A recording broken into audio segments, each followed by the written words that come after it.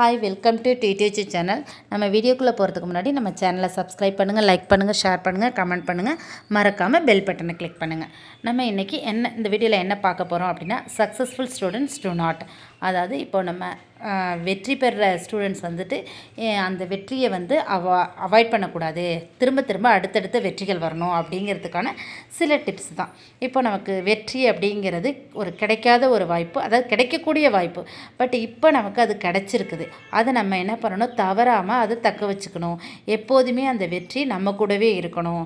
சக்ஸஸ்ஃபுல்லுங்கிறது நம்ம லைஃப்பை விட்டு போகக்கூடாது. அந்த அளவுக்கு அதை நம்ம பாதுகாக்கணும்னா என்ன செய்யணும் அப்படிங்கிறத பற்றி தான் பார்க்க போகிறோம். நம்ம இப்போது ஸ்டூடெண்ட்ஸை பற்றியே சொல்லுவோமே. இப்போ நம்ம ஸ்டூடெண்ட்ஸ் படிச்சுட்டு இருக்கும்போது நம்ம நிறையா மார்க் வாங்குவோம். இப்போ நம்ம ஃபஸ்ட் மார்க் வாங்கணும் அப்படின்ற எண்ணம் இருக்கும். நம்ம நிறையா ஹார்ட் ஒர்க் பண்ணி அந்த ஃபஸ்ட் மார்க்கையும் வாங்கியிருப்போம். நம்ம ஃபேமிலி மெம்பர்ஸ் நம்ம ஃபஸ்ட் மார்க் வாங்கணும்னு ஆசைப்படுவாங்க, ஃப்ரெண்ட்ஸ் ஆசைப்படுவாங்க, நம்மளும் நல்லா ஹார்ட் ஒர்க் பண்ணி ஃபஸ்ட் மார்க் வாங்கியிருப்போம். ஸோ ஆனாலும் அதில் நம்ம திருப்தி அடையக்கூடாது. நான் தான் ஃபஸ்ட் மார்க் எடுத்துட்டேனே அப்படின்னு நினச்சி நம்ம அப்படியே ஒரு சோம்பேறித்தனமாக படிக்காமல் இருந்துடக்கூடாது. நம்ம எப்போதுமே திருப்தி அடையக்கூடாது. நான் ஃபஸ்ட் மார்க் எடுத்துட்டேன், எனக்கு போதும் அப்படின்ற திருப்தி இருக்கக்கூடாது. கிளாஸ் ஃபஸ்ட் எடுத்த நம்ம என்ன பண்ணணும், ஸ்கூல் ஃபஸ்ட் எடுக்க அடுத்த லெவலுக்கு போகிறதுக்கான முயற்சியை நம்ம பண்ணணும். எப்போயுமே நம்ம முயற்சியை கைவிடக்கூடாது. சிறப்பாக முயற்சி செய்யணும், சிறப்பாக பாடுபடணும். ஏன்னா நம்மளோட என்றைக்கு நம்ம மதிப்பெண்களால் நம்ம திருப்தி அடைகிறோமோ அன்னைக்கு நம்மளோட மதிப்பீட்டை நம்ம நிறுத்தக்கூடிய நாள், அன்னைக்கு நம்ம வளர்கிறத நம்ம நிறுத்திக்கிற நாள் அப்படின்னு அர்த்தம். ஸோ நம்ம வந்து இவ்வளோ மார்க் எடுத்துட்டோம் போதும் அப்படின்னு நினைக்கவே கூடாது. போதுன்றது இந்த படிப்பு விஷயத்தில் இருக்கக்கூடாது. நல்லா படிக்கணும், அதிக மார்க் எடுக்கணும், அந்த மாதிரி இருக்கணும். உங்களை ஜெயிக்கணும், உங்களை முந்தணும் அப்படின்னு நினைக்கிறவங்க அந்த கிடைச்ச வாய்ப்பை வந்து பயன்படுத்திக்கக்கூடிய தருணமாக போயிடும். நீங்கள் நிறுத்திக்கலாம் அப்படின்னு நினைக்கிற டைம். ஸோ அப்போ என்ன பண்ணணும், எனக்கு இது போதும் அப்படின்னு நீங்கள் நினைக்கவே கூடாது. ஏன்னா அடுத்தவங்களுக்கு அந்த வாய்ப்பு வரும். ஸோ நம்ம அடுத்தவங்களுக்கு விட்டு கொடுக்கக்கூடாதுன்னு சொல்லலை, பட் நீங்கள் வந்து திறமையானவராக இருக்கணும்.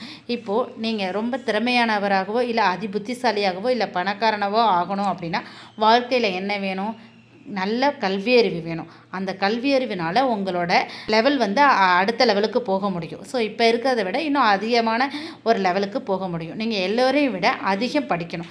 இப்போ உங்கள் கிளாஸ்லேயே எல்லாருமே அப்படி தான் நினைக்கணும். இப்போ ஒரு கிளாஸில் 70 பேர் இருக்காங்கன்னா எல்லாரையும் விட நான் நல்லா படிக்கணும், நான் நல்ல லெவலுக்கு போகணும் அப்படின்னு நம்ம நினைக்கணும்.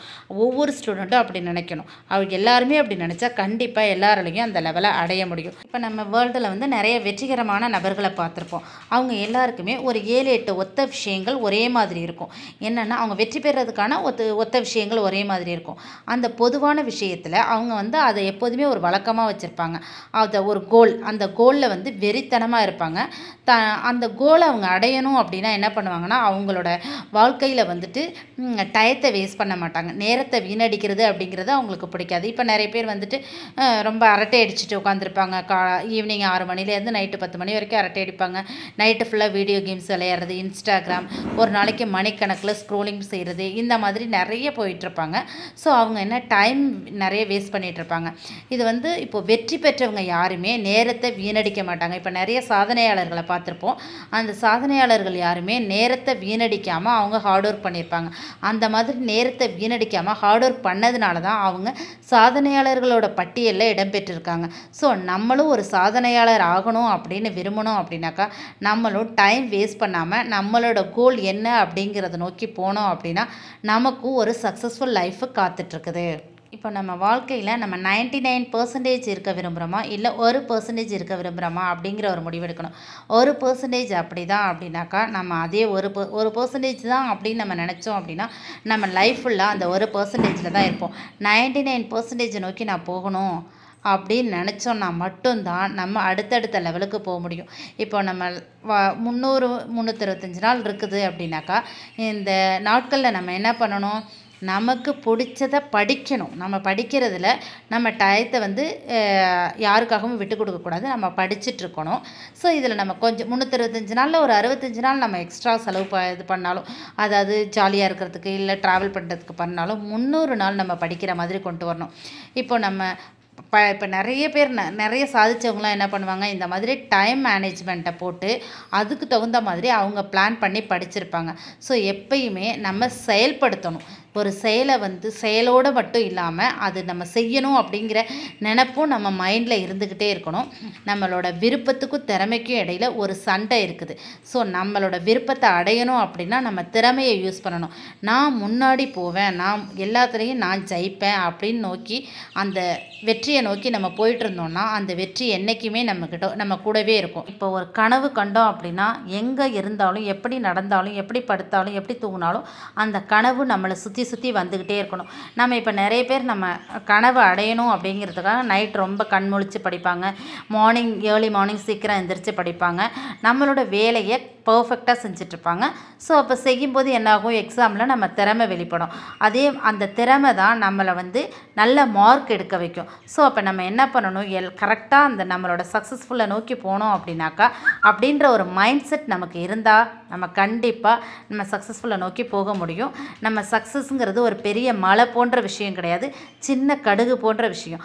ஆனால் நம்ம போகிற அந்த பாதை சரியாக இருந்தது அப்படின்னா அந்த மலை கூட நமக்கு கடுகு மாதிரி மாறிடும். ஸோ நம்ம பாதையை கரெக்டாக சூஸ் பண்ணி அதுக்கான ஹார்ட் ஒர்க் போடணும். இப்போ பார்த்துட்டு நிறைய பேர் சக்ஸஸ் ஆகாத நிறைய பேர் பார்த்துருப்பாங்க. நம்மளை சுற்றி இருக்கவங்க எல்லாருமே சக்ஸஸ்ஃபுல்லாக நோக்கி போயிட்டுருக்காங்க, கடவுள் ஏன் நமக்கு மட்டும் அந்த டயத்தை இன்னும் கொடுக்கல அப்படின்னு நினச்சிட்ருப்போம். அது வந்து கடவுள் எல்லாருக்குமே ஒரே மாதிரி இதை தான் கொடுத்துருப்பாரு. ஆனால் நம்ம பயன்படுத்திக்கிறத பொறுத்து தான் இருக்குது. நம்ம மட்டும் முன்னேறலையே அப்படின்னு நம்ம நினைக்கக்கூடாது.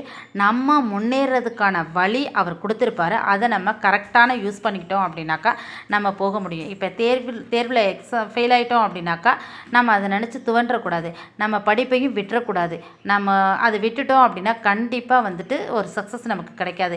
எந்த இடத்துல நம்மளோட தோல்வி அப்படின்றத பார்த்து அந்த தோல்வியை நம்ம வெற்றியாக மாற்றி நம்ம நல்ல ஹார்ட் ஒர்க் பண்ணணும் அப்படின்னா நம்மளோட கனவு கண்டிப்பாக நினைவாகும் அப்படின்னு நம்ம விரும்பி அதை செய்யணும். ஸோ செஞ்சோம் அப்படின்னாக்கா கண்டிப்பாக நல்ல மார்க் வாங்கி சக்ஸஸ்ஃபுல்லான லைஃப்பை நோக்கி போக முடியும். நம்ம எல்லாருமே இந்த டைம் என்னோட டைம் அப்படின்னு சிந்திக்கணும். இது வந்து நம்ம இங்கே கற்றுக்கிற பாடம் என்னென்னா, நம்ம படிச்சுட்ருக்கோம் அப்படின்னா 1 மணி நேரத்துக்கு மேலே நம்ம படிச்சுட்ருக்கோம், நம்ம எக்ஸாமுக்கு தயார் பண்ணியிருக்கோம். அப்போது நம்ம படித்த நம்ம இழந்த தோல்விகள் எல்லாத்தையுமே வெற்றியாக மாற்றணும், எல்லாத்தையும் திரும்ப பெறணும் அப்படின்னு நினச்சி நம்மளை தயார்படுத்திகிட்ருக்கணும். அப்படி நம்ம தயார்படுத்திட்டோம் அப்படின்னா அந்த இடம் வந்து கனவுகள் ஊக்கமின்மையின் கீழ் புதைக்கப்படுற ஒரு தருணமாக இருக்கும். கடந்த கால தவறுகளின் கீழ் புதைக்கப்படும் அந்த வெற்றி. தோல்வியுற்ற தேர்வுகளின் கீழ் புதைக்கப்பட்ட கனவுகளும் இருக்குது. ஸோ அப்போ என்ன பண்ணணும், நம்மளோட கனவுகள் வந்து எல்லா இடத்துலையும் புதைக்கப்படக்கூடாது. நம்ம கனவுகள் வந்துட்டு புதைக்கப்பட்ட இடத்துலேருந்து முளைவிட்டு வளரணும். ஸோ அப்படி இருக்கும்போது நம்மளால் யாருமே நம்மளை அழிக்க முடியாத ஒரு லெவலுக்கு நம்மளை உயர்த்திக்கிட்டோம் அப்படின்னாக்கா நம்ம கண்ட கனவு என்றைக்குமே ஒரு கனவாக இருக்காது, நினைவாக மாறும். எப்பொழுதும் நம்பிக்கை என்பது வெற்றியோடு வரும், ஆனால் வெற்றி என்பது நம்பிக்கை உள்ளோரிடம் மட்டுமே வரும். பிறந்தது வெற்றி மேல் வெற்றி பெறுவதற்கே அன்றி தோல்வியுற அல்ல. ஆனால் அப்படியும் உன்னை தோல்வி வந்து தழுவினால் அந்த தோல்வி வந்து ஒரு தற்கால தடையே தான்.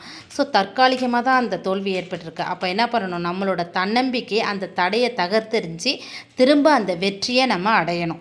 ஸோ அந்த வெற்றி அடையிறதுக்கான ஒரு நம்பிக்கையும் தன்னம்பிக்கையும் நம்மக்கிட்ட இருந்தது அப்படின்னாக்கா கண்டிப்பாக அந்த வெற்றி நமக்கு எப்பொழுதுமே இருக்கும் நம்ம கூட. சூரியன் உதிக்கும் போது பிரகாசமாக காட்சியளிக்கும்.